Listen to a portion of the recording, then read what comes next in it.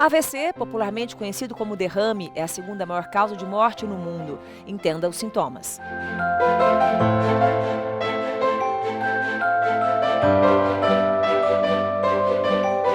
Meu nome é Veridiana Daia e neste mês trouxemos 3 médicos especialistas no assunto. Eles vão te ensinar a identificar os primeiros sintomas de um AVC.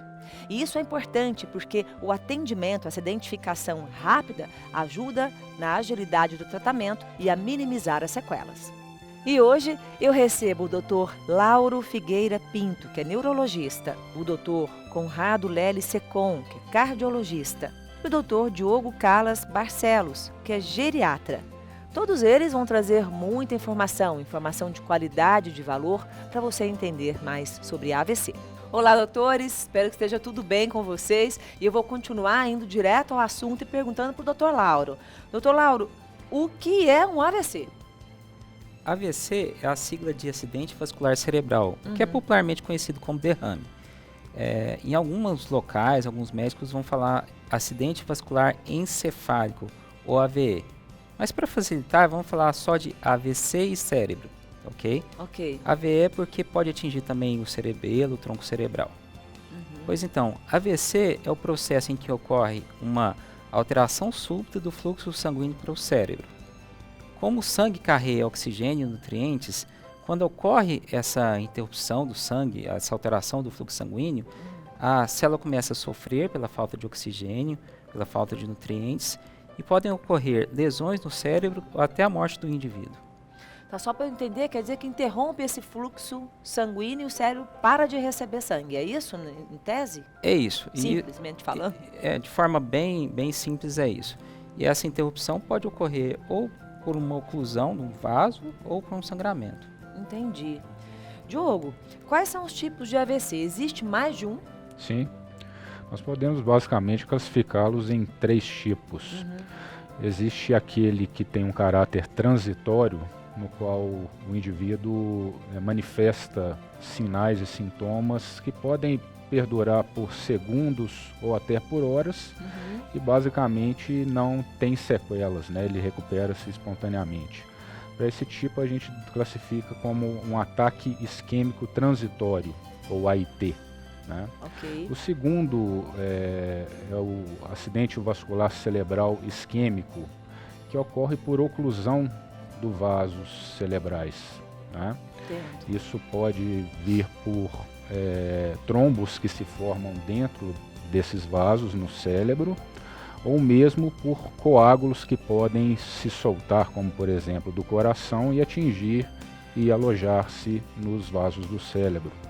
E o terceiro tipo é o acidente vascular cerebral hemorrágico, no qual há uma ruptura desses vasos, né, a nível de território cerebral, causando um sangramento que se exterioriza para dentro, né, do cérebro. Então, deixa eu ver se eu entendi.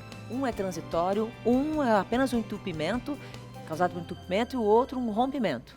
Esse seria o mais grave. Sim, não por gravidade. O transitório, o indivíduo recupera, né, espontaneamente, né, num período de segundos ou horas. O isquêmico, né, e o hemorrágico, os dois são graves, a depender do território que é irrigado por aquele vaso cerebral. Né? Então, se for muito extenso, quanto mais extenso e dependendo do local que for atingido, se for um local muito nobre, isso pode acarretar consequências maiores do que outros. Entendi. Conrado, como é que a gente identifica um AVC?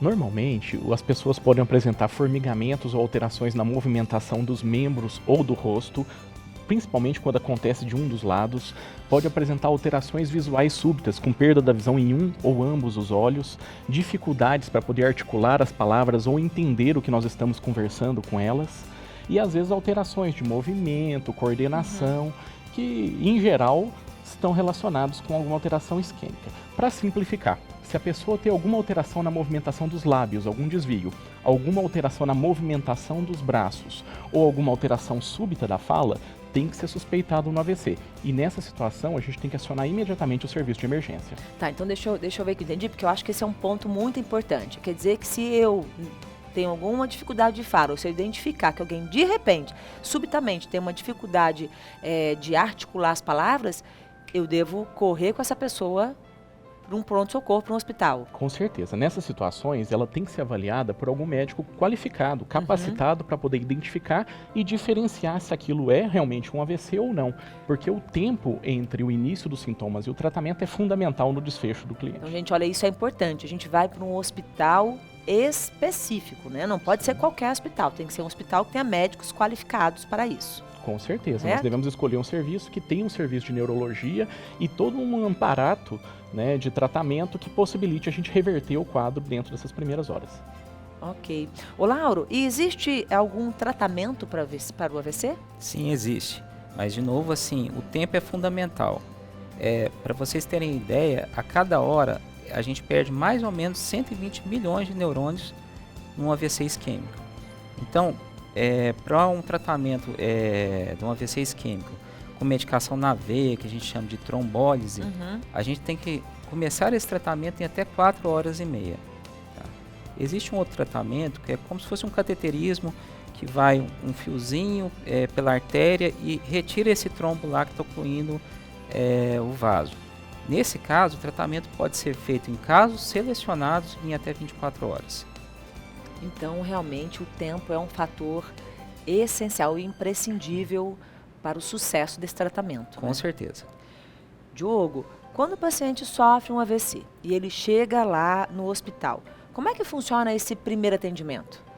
É importante relembrar que nós temos um protocolo específico de acidente vascular cerebral no nosso hospital, né? Esse protocolo já está implantado no hospital desde 2015 e nós aperfeiçoamos esse protocolo nos últimos anos. Então, a partir do momento que esse paciente adentra o nosso hospital, ele é acolhido pela nossa equipe de enfermagem, que vai direcionar esse paciente para um setor específico do pronto-socorro, onde ele vai ser monitorizado, vai ser controlado os seus dados vitais, vai ser controlada a sua pressão arterial, vai ser avaliado sua glicemia, e a partir disso nós vamos iniciar o procedimento protocolar, né, que nós temos dentro do hospital. A equipe médica vai ser acionada, a nossa equipe de laboratório vai ser acionada para colher alguns exames, a nossa equipe de radiologia vai ser acionada imediatamente para que a gente faça o exame radiológico no menor tempo possível e consiga identificar o tipo de AVC que aquele paciente está tendo, né? E a partir disso, identificado o tipo de AVC e esse paciente estabilizado, ele vai ser direcionado para o local que vai dar maior qualidade de atendimento a ele. Possivelmente uma unidade de terapia intensiva, no qual ali será manejado ou clinicamente ou, como o Lauro mesmo disse, né, do ponto de vista intervencionista. Entendi. O Conrado, então o paciente fica internado, né? Em média, como é que funciona esse tempo de diagnóstico, né? Ele entendeu qual que é o tipo de AVC que ele teve, recebeu o tratamento. Quanto tempo que ele fica internado na UTI? Então, em geral, esses pacientes, nas primeiras 24 a 48 horas, precisam de um atendimento diferenciado de qualidade especializada, né? A partir do momento que ele deu entrada no serviço, ele é direcionado para a nossa UTI, onde que nas primeiras 24 horas, se ele for candidato ao tratamento, ele vai ser submetido à reperfusão, que é a oportunidade de devolver o fluxo de sangue para o cérebro, e vão ser tratadas e estabilizadas as complicações relacionadas com aquele AVC.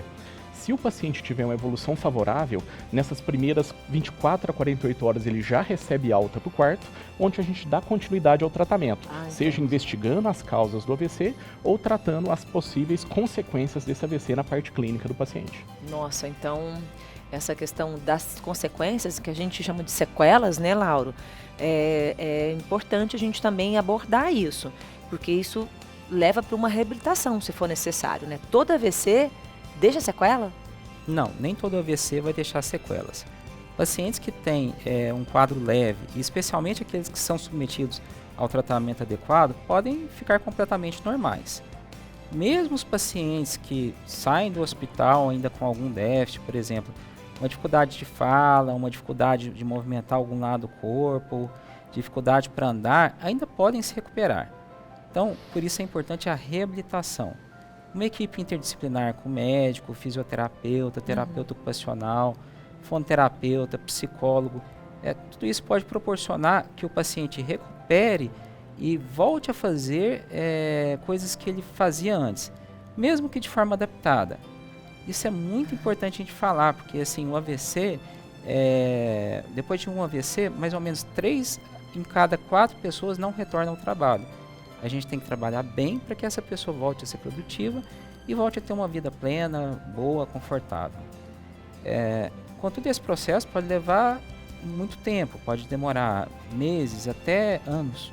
Muito lento, né? Isso. Diogo, quais são as causas do AVC? Nós temos causas que são inerentes ao indivíduo, como por exemplo, idade avançada. A gente sabe que o indivíduo acima de 80 anos, ele aumenta muito a chance de ter um AVC. Raça, nós sabemos que indivíduos da cor negra têm mais chance de ter AVC. E questões familiares, genéticas também. Existem tendências familiares, por exemplo, de indivíduos que têm malformações arteriovenosas que podem predispor a eventos de acidente vascular cerebral. E tem aqueles fatores que são o que nós chamamos de fatores modificáveis, que nós podemos trabalhar para prevenir realmente o surgimento de acidentes vasculares cerebrais, como por exemplo, hipertensão arterial, diabetes mellitus, tabagismo, dislipidemia, estresse, consumo de algumas drogas, como por exemplo, consumo excessivo de álcool e algumas substâncias químicas. Todos esses são fatores modificáveis, no quais nós podemos intervir para minimizar o risco de acidentes vasculares cerebrais. Entendi. Eu vou querer que o Conrado me ajude a aprofundar nisso. Como que a gente evita um AVC? Então, se a gente tem essas doenças que o Diogo já disse, de que maneira que eu ainda posso prevenir, de ter um AVC? As estratégias de prevenção do AVC, elas são focadas no controle dos fatores de risco cardiovascular, principalmente, sendo hipertensão, diabetes, interrupção do consumo de cigarro, controle do colesterol, assim como o Dr. Diogo já comentou, indiscutivelmente importantes. Hábitos de vida também têm um impacto importante com relação ao sedentarismo, tipo de alimentação, consumo de sal. Se a gente for escolher um desses fatores de risco isoladamente, que tem maior participação em termos das causas dos eventos isquêmicos, certamente é a hipertensão. Na literatura, nós temos evidências que o adequado identificação e tratamento dos pacientes hipertensos podem reduzir em até 70%, 80% o número de pacientes com AVC. Então, se a gente tiver uma escolha de intervenção, o controle pressórico ele é extremamente importante. Nós temos uma condição, uma arritmia, que ela está relacionada com eventos isquêmicos que se chama fibrilação atrial. Essa arritmia é uma das arritmias mais comuns na população idosa e quando devidamente identificada e tratada com o uso de anticoagulantes, a gente pode realmente reduzir o número de eventos isquêmicos e embólicos relacionados com a doença. Se for para dar um segredo em termos de prevenção, o segredo é levar uma vida saudável, fazer prevenção dos fatores de risco cardiovascular e uma abordagem preventiva baseada em metas. É isso que vai garantir uma vida longa e saudável e reduzir os eventos isquêmicos, os eventos de AVC. Antes de partir para a última pergunta, só para o pessoal que está nos assistindo, assim, ter uma clareza, às vezes me defina o que é hipertensão, para que ninguém tenha dúvida. Isso. Hipertensão é uma pressão elevada, certo? Quando a pressão sistólica está maior do que 140 milímetros e a pressão diastólica maior do que 90 milímetros, certo? Então, aquela pressãozinha acima de 14/9, o paciente já é considerado hipertenso. E quanto mais elevada a pressão, maior o risco desse paciente apresentar um evento isquêmico, apresentar um AVC ou ele ter outros eventos cardiovasculares. Tá, para a gente finalizar então, Conrado pode responder, Lauro e Diogo também. Como é que é o tratamento do AVC quando o paciente está na UTI e depois quando ele vai para casa? Ou quando ele recebe alta e vai para um quarto? Eu vou responder dentro da UTI. Nós temos um ambiente todo preparado para poder acolher esse paciente com uma equipe multidisciplinar. O tratamento não depende só do médico, ele depende de toda uma equipe de cuidado, de fisioterapeuta, de fonoterapeuta, de especialistas de outras áreas que vão nos auxiliar no tratamento e na reabilitação das complicações que o paciente pode apresentar. Porque, na verdade, o risco do AVC, além do risco da doença, ele está relacionado com as complicações, infecções respiratórias, infecções urinárias, a imobilidade que pode gerar trombose venosa e embolização pulmonar.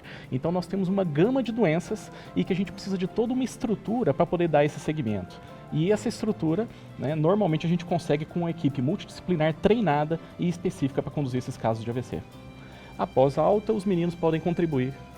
Assim, ainda dentro da UTI, assim, o neurologista vai participar basicamente orientando qual o tratamento vai ser feito para aquele AVC, se ele for passível de tratamento. Então, um paciente que chega depois de 24 horas, com 2, 3 dias de AVC, provavelmente a gente não vai conseguir fazer nenhum tratamento assim para a fase aguda do AVC. A gente vai tender a fazer uma profilaxia secundária, evitar que ele tenha novos AVCs.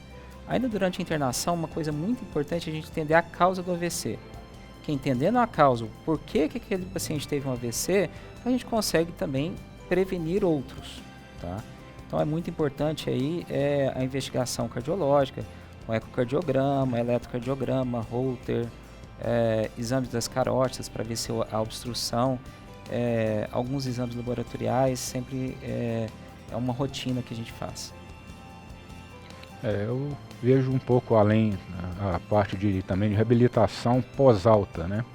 Eu acho que é muito importante que nós tenhamos em mente que nós vamos ter que reinserir esse indivíduo, né? No seu aspecto físico, cognitivo, social, né? É um indivíduo que pode sair com sequelas desse hospital, né? Isso é inerente ao próprio quadro. Mesmo que você aplique o tratamento adequado, pode haver pacientes que vão sair com algumas sequelas, né? O indivíduo ele vai voltar para casa e ele precisa ser reinserido num contexto familiar, num contexto social completamente diferente. Pode ser que ele precise de uma pessoa que auxilie nas práticas de vida diária. Pode ser um indivíduo que vai precisar de dispositivos para alimentação, uma alimentação diferenciada. Tem um indivíduo que possivelmente vai ter dificuldade de se reinserir no mercado de trabalho, né? Então, além dos aspectos técnicos, né, nós temos que também levar em consideração os aspectos sociais e familiares, né? Então é importante que nós também demos apoio a esse indivíduo e a essa família após alta, para que ele realmente se readeque e se reintegre também, na sociedade. Exato. Muito obrigado, doutores, por tanta informação de qualidade. Agora sim a gente sabe identificar precocemente um AVC. Gente, pra vocês terem uma ideia, é tão importante identificar quando alguém teve um AVC, porque nesse tempo que a gente está conversando aqui, se alguém tivesse, né, tido um AVC, ela já teria perdido milhões de neurônios. E olha, cada minuto conta para ter um tratamento e uma recuperação melhor. Se você gostou do programa e ficou bem informado sobre o tema, compartilhe esse vídeo e ajude mais pessoas a se cuidar bem. E se ficou com alguma pergunta, alguma dúvida, já sabe, deixa aí o seu questionamento aqui nos nossos comentários. Não se esqueça de se inscrever aqui no nosso canal, deixar o seu like no vídeo e também ativar o sininho. Assim você vai ficar sabendo quando tem vídeo novo por aqui. E você também pode nos acompanhar nas nossas mídias digitais e no nosso Instagram. Até mais!